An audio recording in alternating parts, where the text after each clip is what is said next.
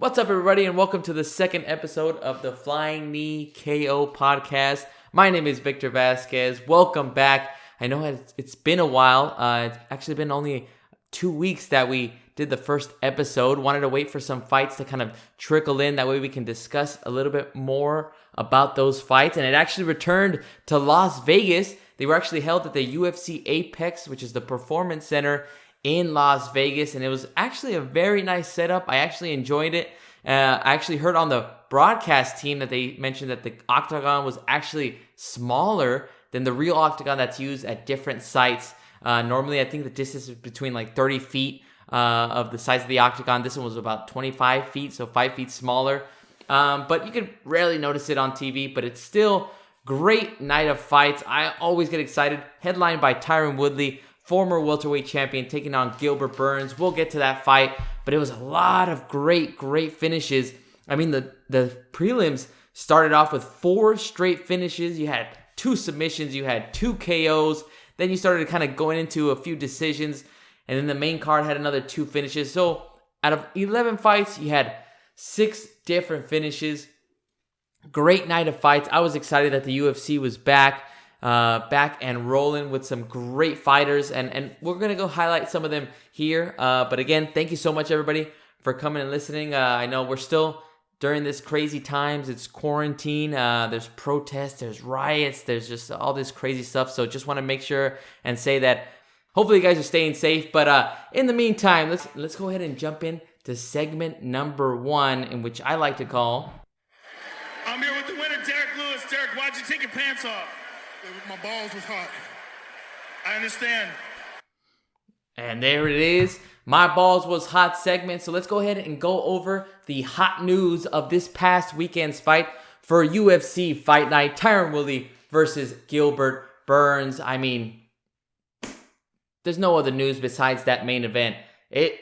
Gilbert Burns just put on a heck of a performance. Ended up getting the unanimous decision over Tyron Woodley. And, you know, if you didn't watch the fight, I mean, obviously you think, well, okay, unanimous decision, nothing special here. No. You got to go back and watch that fight.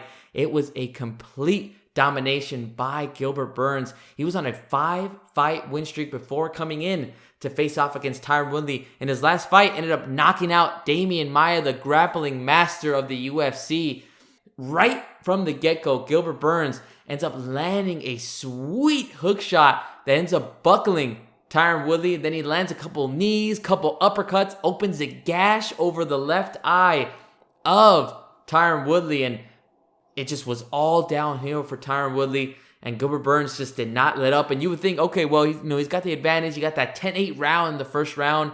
He can kind of, coast a little bit and not get too cocky and get into the range where Tyron Woodley can just land bombs. And no, Gilbert Burns did the complete opposite. He went right into Tyron's face, right into that range. He knew how risky it was. And Tyron landed a few 1-2s at the beginning of the second round, but that did not stop Gilbert Burns from coming right at Woodley. It was able to take down Woodley, who again has the highest takedown defense in the welterweight division at 94% before coming in against Gilbert Burns. And Burns was able to take him down twice with just beautiful level changes, knowing that Woodley, okay, he's already against the fence after that first round where he got knocked down, opened a gash on his head, and he knew that, okay, I got to start throwing these bombs. And as soon as he threw that right hand, Gilbert Burns was able to get him, got that nice little double leg, dropped him down, held him on top position, and then every round was just more and more points given off to Gilbert Burns. I mean, he just kept racking up those strikes, and he was not only just striking and landing on Tyron Woodley was Gilbert Burns, he was mixing it up, giving him nice little leg kicks, inside calf kick, outside calf kick. There was just so much variety, and it just, you could see that when I was watching this fight, and I don't know if anybody else noticed it, but you could see that this guy is like, all right, we got a new contender. We got a new guy that's stepping up in this dangerous welterweight division. And it's just another guy we got to look out for. And so it was a great performance by Gilbert Burns. He just got into a nice flow, had multiple combinations on Woodley. And again, Woodley just kind of getting into this zone where, very similar, if you guys saw the Kamaru Usman versus Tyron Woodley fight last year, championship fight, And you could just see Woodley at times where he would just kind of look up at the clock and he would be listening to his coaches, but he just didn't seem to be able to pull the trigger, and it's unfortunate. I mean, Tyron Woodley already 38 years of age, but I mean, you look at him and he is a physical specimen, does not even look like he's near close to 38 years of age. He's still got a lot. To me, I feel like he's still got a lot to kind of show in this sport, but we'll see what happens to him down the road. But again, this is Gilbert Burns' moment. He just took down the former welterweight champion. He is now on a 6-fight win streak, and I am not going to be surprised if he gets a title shot after this. What's going to be interesting is the fact that if he does get a title shot and he faces off Kamaru Usman, he's actually going to be facing off his teammate. They actually are coached by the same coach, Henry Hoof. They work out of the same camp, so it's going to be interesting. And he even said in this post-fight press conference that, you know what, Kamaru's a good friend. I respect him a lot. He's a training partner, but that's not going to stop me from getting to my goal. And my goal is to get to that championship and win a title. And that is going to be a great storyline if they do give it to Gilbert Burns to face off against Kamaru Usman. Teammates facing off for the championship. We've seen that before. We've seen it with Rashad Evans and John Jones. And it just became a whole mess. So we'll see what happens with this situation. And it's already an interesting storyline. So I would be very intrigued to see who they give Gilbert Burns after this past weekend's fight. So congratulations to Gilbert Burns, who just showed the world that there's another welterweight you got to keep your eyes on. Now, it is a second note that I do want to make about the hottest take and the hot news from this past weekend. And actually, it wasn't even a fight. I did want to mention it, and it's actually John Jones. So if you guys haven't seen any social media posts, anybody talking about this, John Jones apparently is going to vacate the light heavyweight title and just kind of leave the UFC. And he says, you know what, they don't want to pay me the amount that I'm owed. So you know what, I'm out of here. And if a lot of you are curious or confused, like, why is he, what is he talking about? Well, apparently John Jones was up to fight Francis Ngannou, the scariest guy in the heavyweight division, the scariest man in the planet, really. He could just knock anybody's heads off. John Jones stepped up. He said, you know what? I'm down for the money fight. I'm down to face the Predator, Francis Ngannou, but UFC's got to pay me.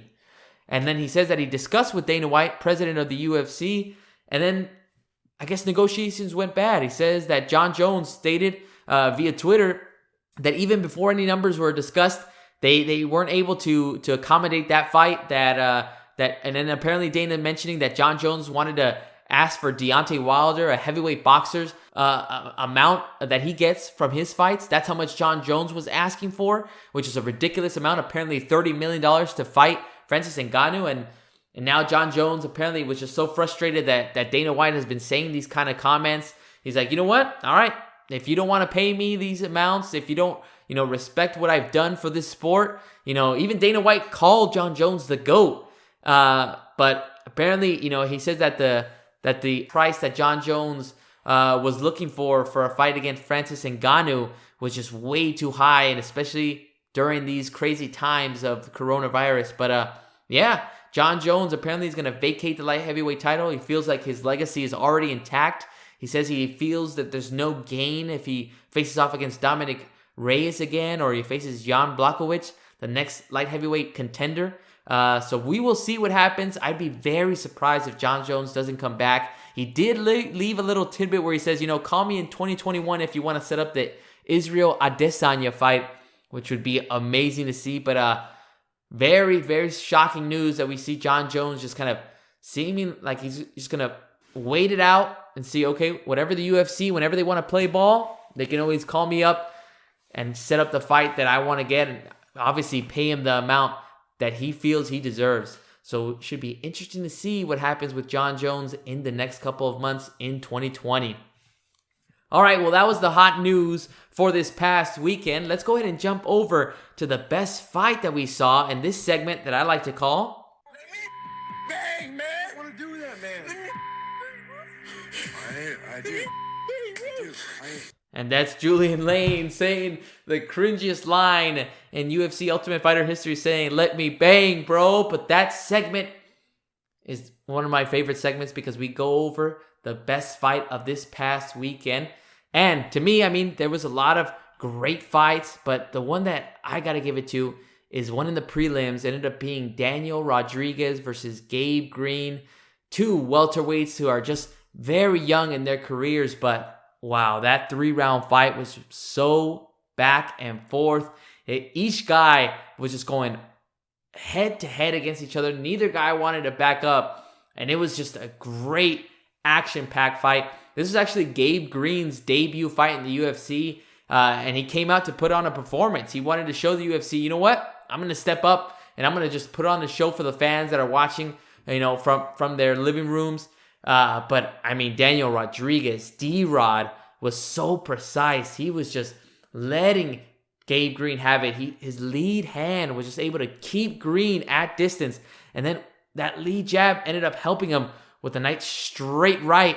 It was just so beautiful the way Rodriguez was able to land those two punches over and over and over again, nonstop. And I'm sorry, it ended up being the lead jab and a straight left, not a straight right. But it was just, again, those two punches were able to help Rodriguez get the victory. He ended up landing over 100 head strikes against Green. And the Green not wobbled once. He took all those punches on the chin. So great job by these two fighters in the welterweight division. Lot to look forward to for these two fighters. I mean, Rodriguez now on an 8-fight win streak in his MMA career and undefeated currently in the UFC. Granted, it's only his second fight in the UFC, but looking forward to seeing what these two fighters get next in the welterweight division. Still not going to face any ranked fighters, but still keep an eye out for these two guys, Daniel Rodriguez and Gabe Green, who put on a barn burner last Saturday night at the UFC Fight Night. Tyron Woodley versus Gilbert Burns. All right, well, now let's go ahead and look at a specific fighter who maybe we weren't as surprised of by their performance in the next segment that I like to call... Hey, I'm not surprised, motherfuckers. Nate Diaz giving us the soundbite for this next segment. I'm not surprised, mother efferin'. So here we're going to actually choose a fighter that we weren't surprised of their performance. Either it was male, female, it doesn't matter. And for me, there was a lot of different fighters to choose from these 11 fights. But to me, it had to go to Kaitlyn Chookagian, who just showed us what it is like to bounce back from a title loss and show, you know what, that is not going to affect me. It doesn't matter if I just had the opportunity to get the championship. I'm going to show this MMA world that I can improve my skills. And she did exactly that. I mean, in her last fight, ended up getting TKO'd in the 3rd round by the champion of the flyweights, Valentina Shevchenko. And now Chookagian had an opportunity to kind of rise up and say, okay, you know what? I'm going to forget that loss. And I just got to move forward in my MMA career. And what better way to move forward and to show the world that you're still one of the top fighters in the flyweight division by beating up Valentina Shevchenko's sister, Antonina Shevchenko. So it was unbelievable. Chookagian, probably one of the first fighters to face off against Valentina and Antonina back-to-back times, two sisters.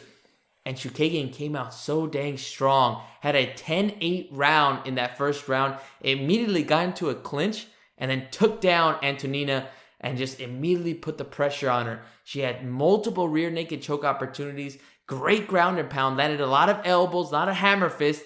And then again, in round 2, it just seemed to be the same thing. Chookagian again trying to get the clinch, get Shevchenko, and then bring her down and just put all of her weight and all the pressure on her. And Shevchenko just had a lot of issues just trying to get away from the cage to not get taken down. And it's, again, great performance by Chookagian, who, again, you know, a lot of people, just because she lost and got TKO'd by Valentina Shevchenko, everybody thought, well, okay, well, this is basically it for Chookagian. I mean, where does she go from here? I know she's probably not going to contend for a title for a while, but I mean, this performance just shows that she is still top 5 material in that flyweight division. And she is still looking to get another crack at Valentina Shevchenko. And this is a message sent. You know what? I couldn't beat Valentina, but I'll beat down her sister, Antonina Shevchenko. And she did exactly that. Antonina did a lot better in that 3rd round, but Chookagian ended up getting another takedown in the last 30 seconds and just unloaded a few more strikes.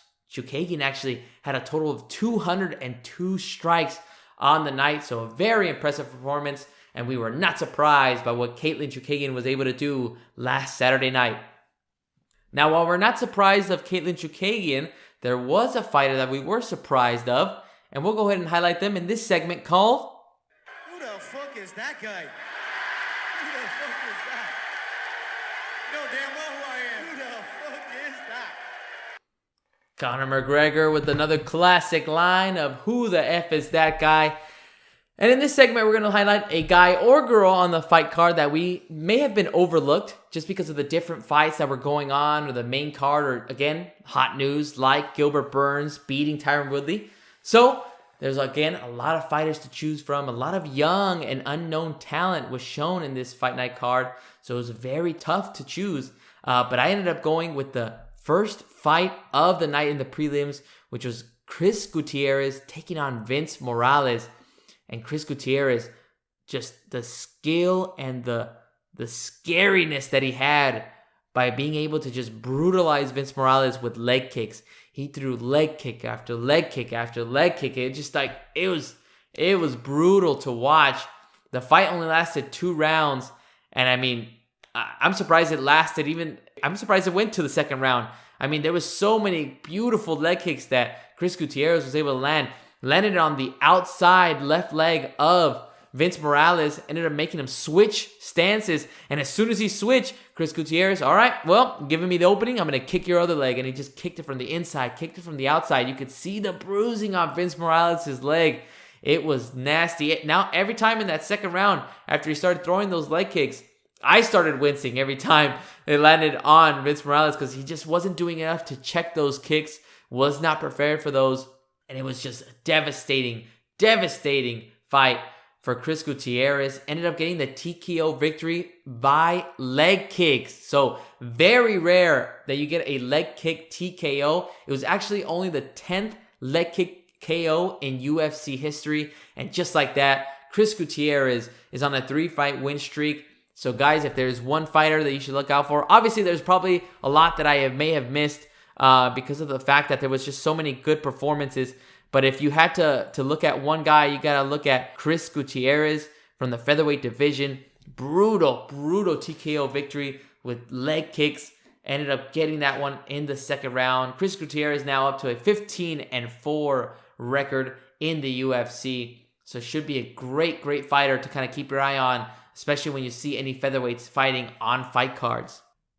And sadly, guys, we're in the last segment of this podcast, but it is one of my favorites, and I like to call this segment, And I knocked him out in the first round. You can call me Mystic Mac because I predict these things.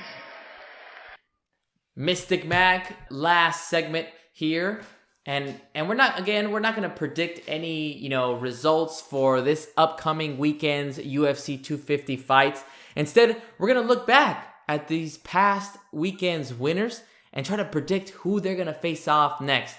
All right, guys, so let's start off with the first fighter. We're going to go with Mackenzie Dern, who just kind of came out of the gate firing to start off the main card. Ended up getting the first round knee bar submission on Hanna Cyphers, and it was just a beautiful thing to watch. I mean, Hanna Cyphers came out strong in that first round, immediately tried to clinch with Dern, and then showed off her strength by being able to push her off.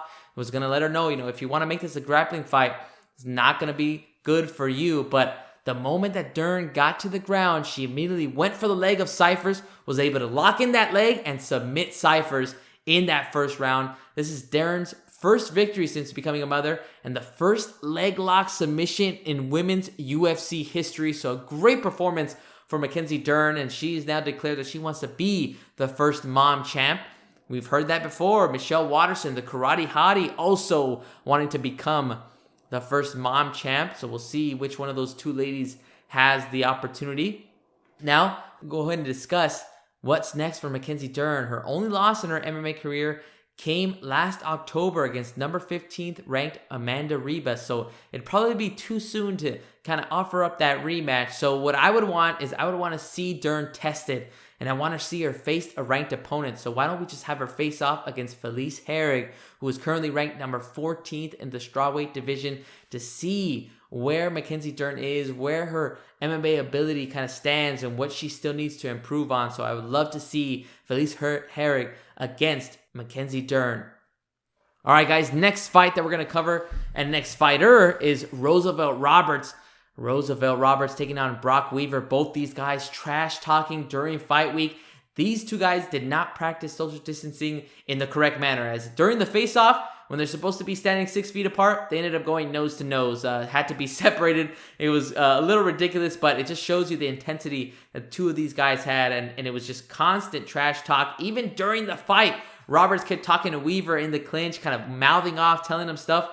It was Roosevelt Roberts' night. He ended up showing off the quickness, landing multiple 1-2s. Roosevelt finishes it in the second round via rear naked choke. He had multiple opportunities, but he was patient, waited for the perfect opportunity, got the takedown, and just had great transitions into full mount, trying to land some shots, but it was never to try to finish it with shots. He was just looking for that perfect opportunity, looking for the neck in order to get that arm right under the chin of Weaver.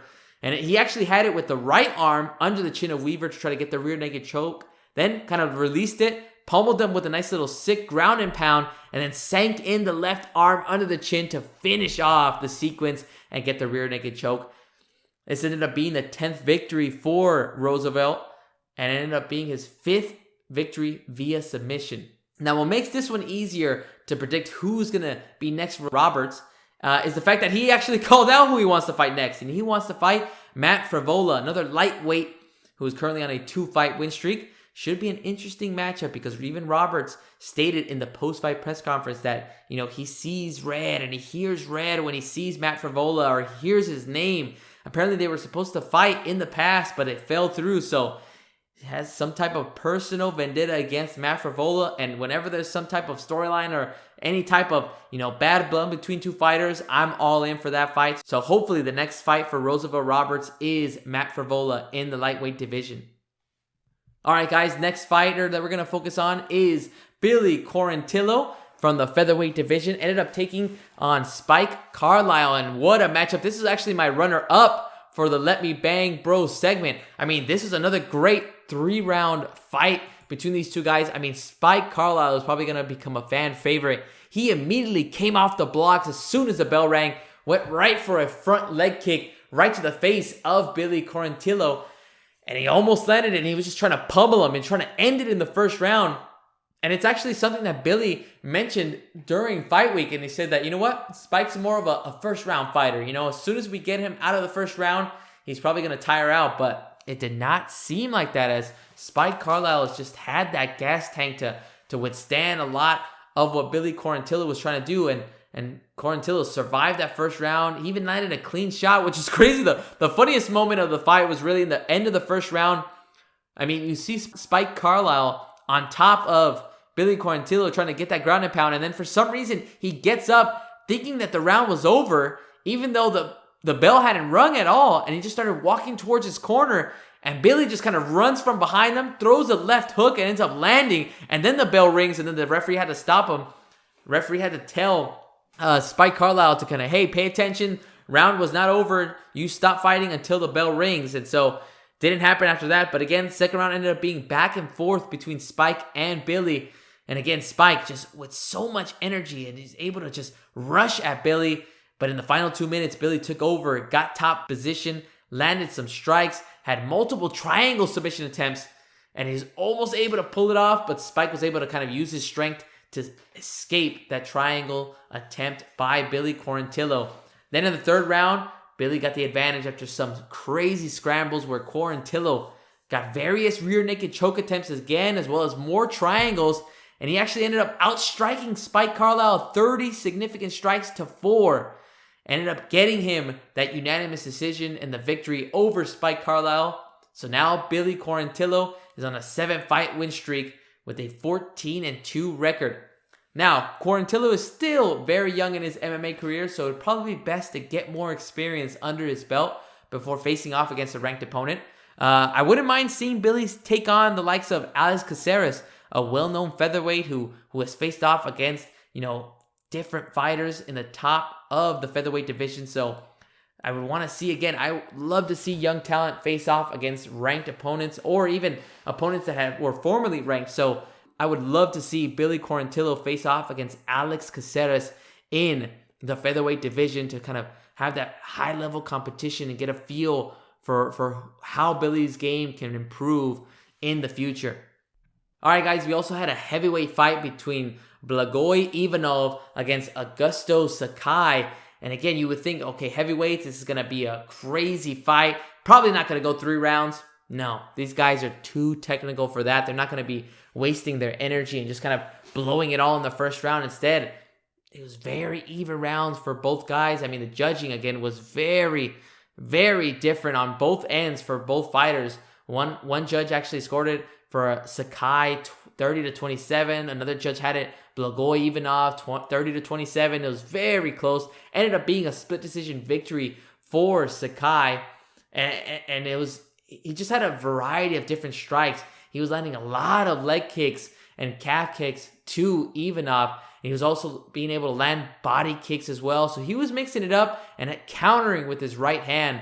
And he even had a nice back fist that he was able to land against Ivanov, while Ivanov was just kind of, waiting and having a nice little pace, trying to find the perfect opportunities to land a counter strike against Sakai, but it just did not come at the right opportunity. There was one moment during that third round that was very controversial. It ended up being a takedown attempt by Ivanov on Sakai, and what Sakai did was hold on to the fence, and what that did was prevent the takedown from occurring, and referee Herzog actually didn't even notice it, gave him a warning, but I don't think he clearly saw that he was holding onto the fence. That could have been a game changer in that third round and could have shifted the tide.